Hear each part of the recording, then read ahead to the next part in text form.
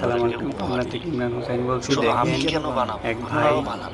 China বিয়ে করছে, তাও আবার মুসলিম আজকে মেয়ে। কিন্তু আসছি মাশাআল্লাহ, চায়নার একটা গহীন জঙ্গলে, যেখানে চিড়িয়াখানা আছে একটা। চায়নাতেও এখানে অনেক বড় বড় হাতিও দেখাবো। বাচ্চাদের অনেক তার আগে হাতিও দেখাবো যে আমি কিভাবে দেখেন। গার্লফ্রেন্ড বানাই। মেয়েটি হলো মুসলিম। গার্লফ্রেন্ডই না, শাশুড়ি সহ কিভাবে কনভিন্স অনেকদিন করতে পরে হয়। উঠ এই দেখলাম, জিনিসটা ধৈর্য সহকারে দেখতে অনেক হবে। সুন্দর। আপনাদের কিন্তু অনেকের ধৈর্যই নাই ভিডিওটা শেষ পর্যন্ত দেখা। ধৈর্য যেহেতু নাই, আপনারা এর জন্যই কিন্তু পারেন না। আল্লাহু আকবার।